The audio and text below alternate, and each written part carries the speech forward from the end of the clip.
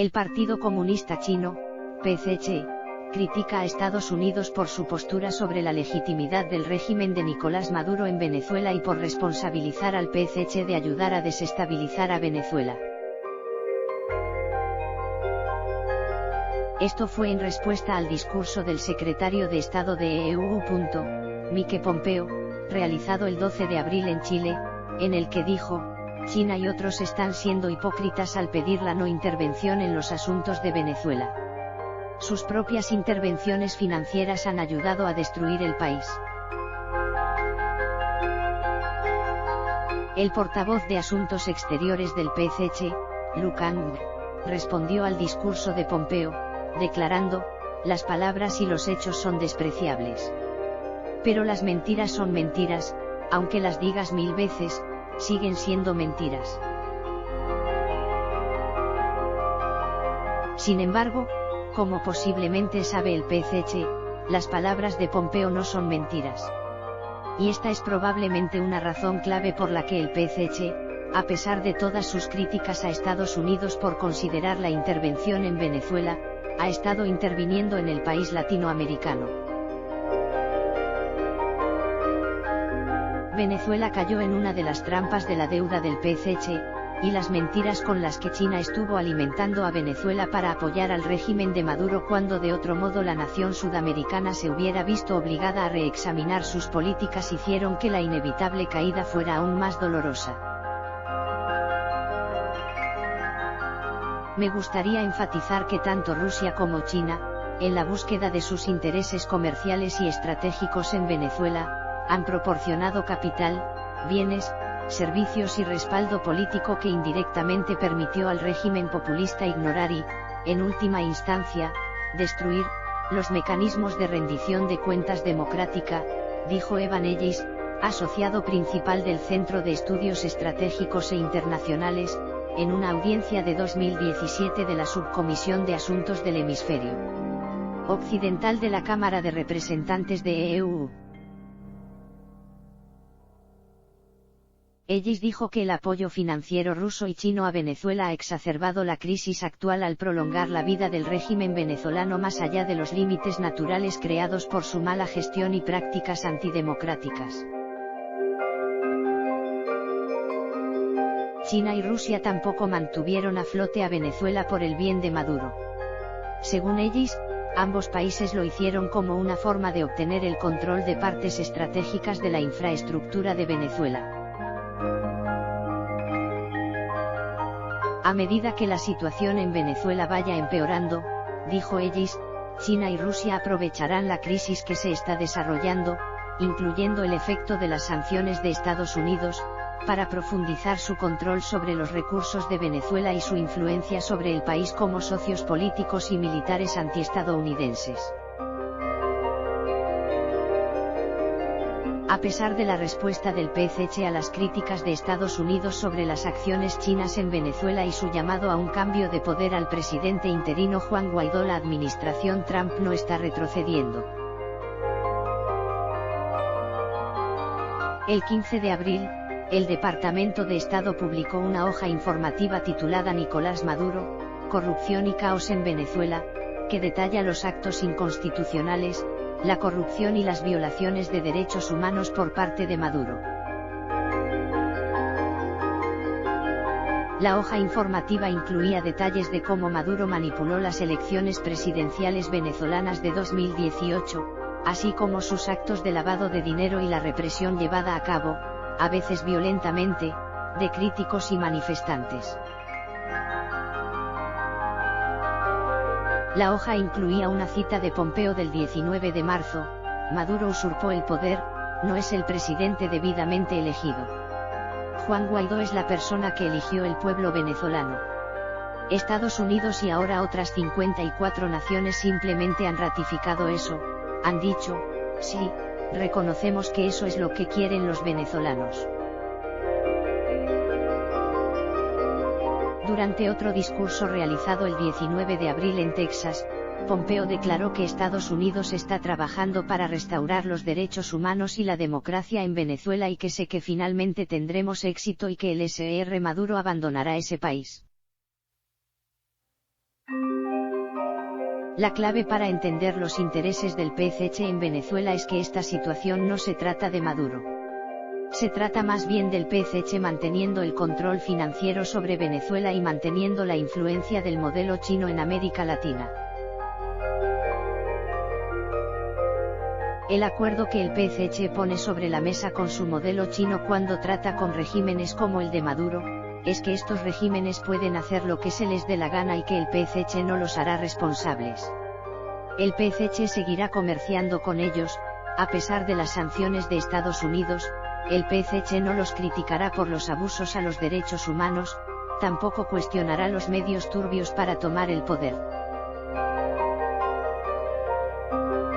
Sin embargo, si Estados Unidos puede hacer que Maduro rinda cuentas, demostrará que el modelo estadounidense de las relaciones internacionales sigue todavía vigente en el mundo, independientemente de lo que el PCC haya estado vendiendo. Esta es probablemente la razón principal por la que las tropas rusas y chinas fueron fotografiadas en Venezuela mientras ambos países tratan de sostener el cadáver del socialismo venezolano.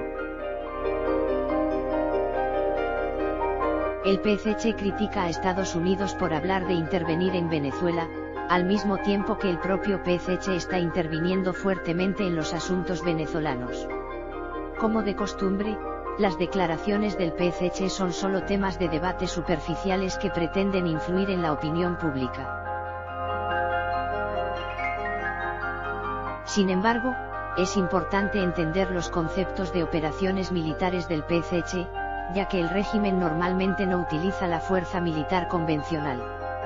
La doctrina de las tres guerras, adoptada en su estrategia militar, consiste en la guerra psicológica, la guerra jurídica y la guerra mediática. Son operaciones ideológicas. Es probable que el PCC sepa que no puede ganar la pelea por Venezuela a través de la diplomacia, y que en cambio espera ganarla a través de la información.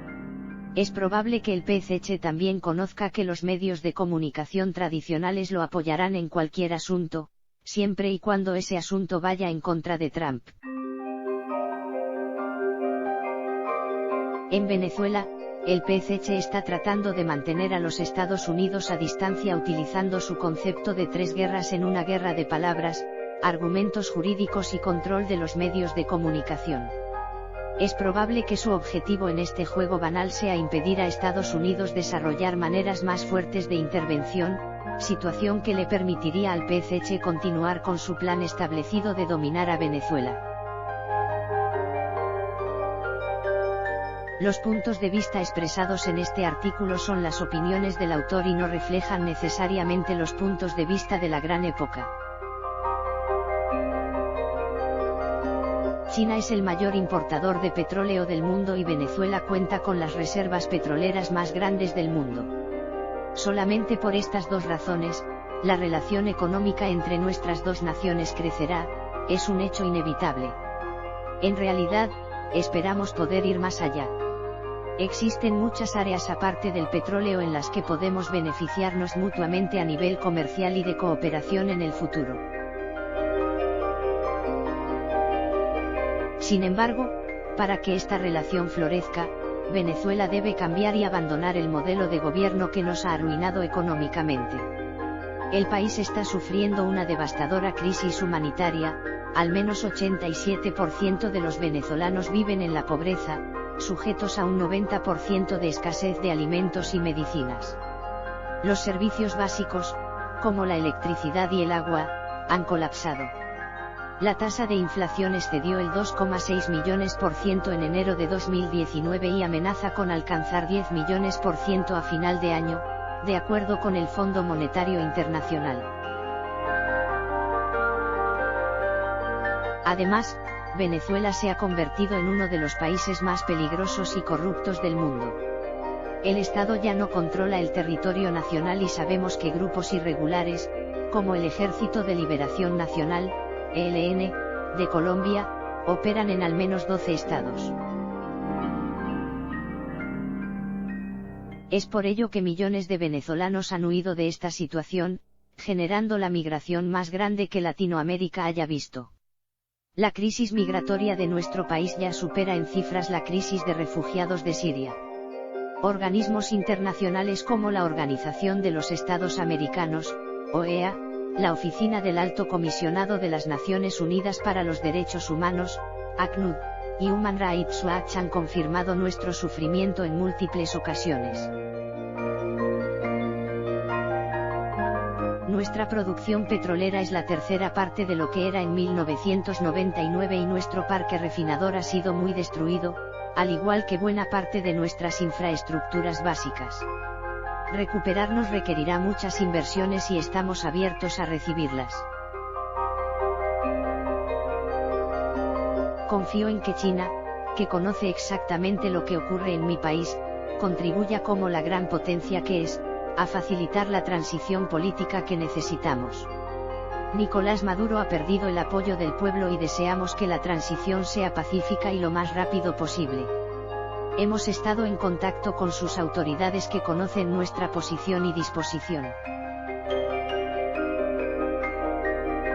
Nuestro objetivo es que Venezuela sea nuevamente una nación estable, una fuente de prosperidad que garantice seguridad a sus inversionistas y que cumpla con sus compromisos. Visualizamos un país donde se honran y protegen según nuestro marco jurídico las inversiones extranjeras legítimas y también los acuerdos internacionales con los que nos hemos comprometido. Los venezolanos deseamos una transición política pacífica sin interferencia militar externa. China es una de las dos grandes potencias económicas del mundo y desde esa posición puede aportar constructivamente en este propósito. Es un actor global fundamental, estamos convencidos de que debemos mantener y fortalecer relaciones con todos los actores. Queremos relaciones transparentes y acabar con el saqueo del que también fueron víctimas los inversionistas chinos durante los últimos lustros. Los proyectos de desarrollo de China en Venezuela han ido desapareciendo pues han sido destruidos por la corrupción o por el impago de la deuda. Para iniciar la reconstrucción de Venezuela es imprescindible restablecer el Estado de Derecho. Para eso hemos propuesto una hoja de ruta que tendrá como objetivo reinstitucionalizar el país. 1. Cese de la usurpación. 2. Gobierno de transición. 3. Elecciones libres. Europa, Canadá, Estados Unidos y la mayoría de nuestros países vecinos en Latinoamérica nos han apoyado en nuestro esfuerzo por restablecer las instituciones en nuestro país. Ellos desean fervientemente la normalización de Venezuela y su redemocratización. Ha llegado el momento para que Pekín agregue su voz a este coro. La presencia de China ha crecido mucho en la región en estos años y también está en su interés contribuir a un clima de paz, estabilidad y bienestar al que aspiramos en esta parte del mundo. Al desear dar este paso, encontrará en Caracas a un aliado dispuesto, abierto y confiable.